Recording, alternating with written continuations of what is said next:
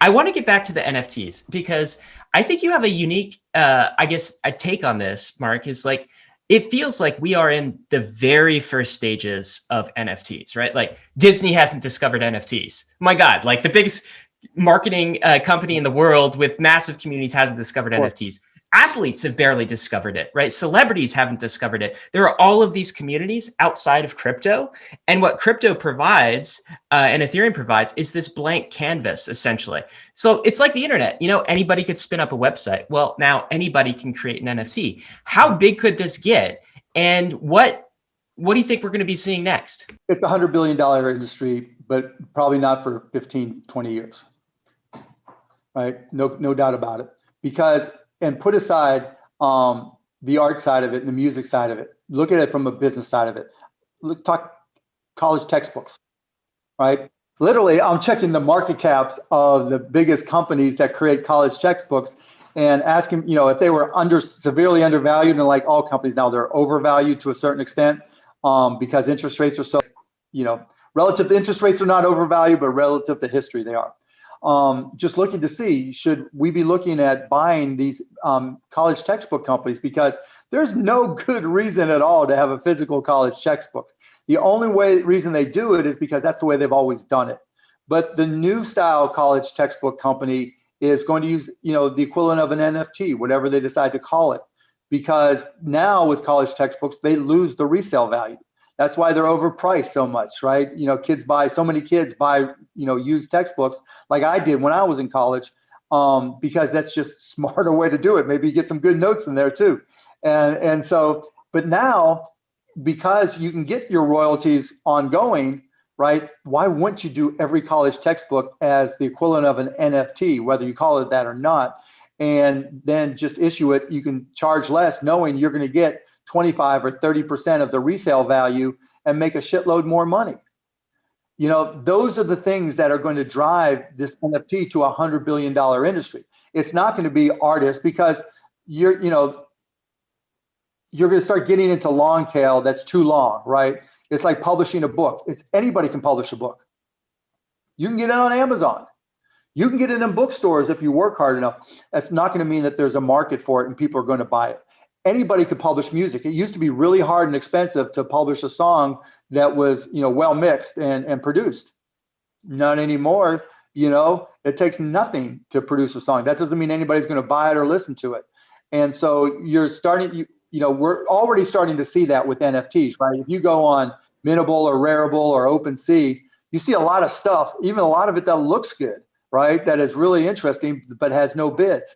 And so the real jump is, we really haven't hit with music yet, so that'll jump. We really haven't hit with professional photographers, so that'll jump and grow the market. But like you mentioned, How about sports? Yeah, how about sports? Yeah, we'll do everything from tickets to pictures to moments to everything and anything. I've got a company, NBA Meme, that I'm part owner in, and all these memes, we're going, once we get the rights, we're going to make NFTs of them. And so that will bring in more users, but the holy grail of all this are the business applications. If you think about removing the friction of bankers, because every bank has got to touch it, and you've got multiple layers of people who have got to approve. Businesses work that way in general. Think of payroll, think of college transcripts, high school transcripts, think of, borrowing against receivables. There's just so many applications. And they apply not just to DeFi, but to NFT technology as well. So if I if I do a presentation, or if I give a speech, and you guys are talking about going on Clubhouse. Well, Clubhouse to me is the anti-NFT because it's ephemeral, right? There's nothing there to remove. To me, that's a mistake, right? I'm working with a company called Fireside Chats, and so if rather than having that after party on Clubhouse where it's just gone, right? You do it on Fireside, and you're going to turn it into an NFT, and you're going to price it at the equivalent of $5 or $10, right? And when someone's done using it, you're going to have a 50% royalty, and they can trade it. Maybe no one will buy it, maybe no one will trade it, but it'll be there, right? That's the long tail that in aggregate for business applications that makes this $100 billion marketplace. I listened to this fantastic Frank Zappa clip last night where he talked about the uniqueness of specifically live performances and the reason why bootlegged video recordings of performances still go for like extremely large sums of money is because the live performances only happened once, right? There was only one of them, right? And look at the Grateful Dead, right? Yeah. Same thing. Yeah, I've been listening to the Grateful Dead for like weeks now. It's been a fun time, and so I want to go back to the question of like musical NFTs, music NFTs, where we talked about Euler Beats, which is like kind of like the first big music NFT, and it's programmatic, computer generated, less art, more computer, right? Like more algorithms. But the thesis is that's kind of just the start of the. Yeah, the music is just secondary. It's really the first math NFT, right? That's what it is. It's the first math NFT. And there'll be other things that are math generated that are unique. Maybe it's not visual, maybe it's something else, right? Maybe it's a calming pattern. I don't know, right? It could be like, there's one NFT that I'm thinking of putting up. So I have, long story short, I ended up creating this application in VR that just has these squares that float by, which allows if you're dizzy, it recalibrates your brain, your vestibular system in your eyes. And so it helps some people deal with dizziness, and it's patent pending and all this, but it's all generative, right? And so I'm thinking about putting it up as an NFT because it's just math effectively, and it's calming based off the math. There's going to be a whole industry of math-based, NFTs that just have an impact in their own way.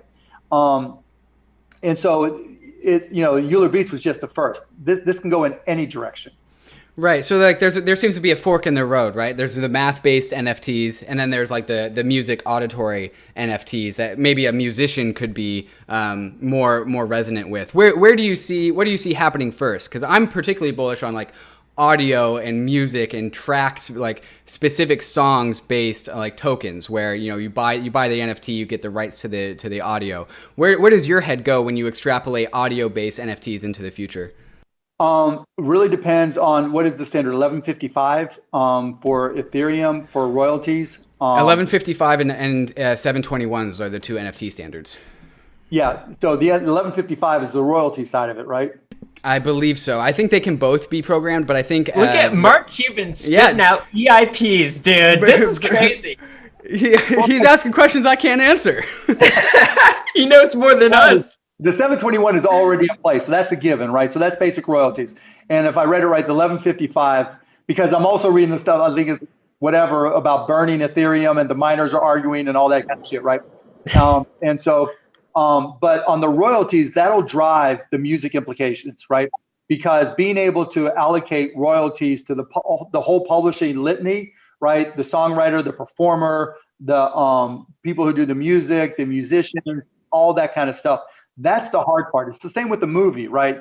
The executive producer, the actors, the writers, the this, the that.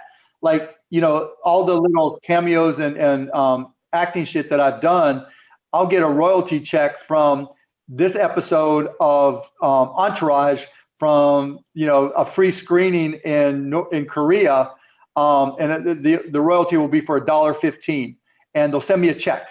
I literally have a stack of checks that big from Entourage that are $2 or less, and I'm just saving them to auction them off on eBay for charity, right where I autograph them. So you've got to solve the business side of the problem first. And smart contracts are a better way. And when this standard really becomes usable for the distribution of royalties, then you'll see the explosion because it's a better business solution. That's always the key. You always have to ask yourself, on one side, you think about the demand, and that's always important, right? More music, more people, more demand, right? But you got to think of the business side, and is this a better way? And fuck yes, it's a better way. It's not even close. But there's got to be standards because Ethereum right now has, got its scaling issues that hopefully go away with 2.0. And then there's all these other competitive blockchains, and do they go there where you kind of control it? Will it be acceptable? All the normal questions, right? But those have to be solved first.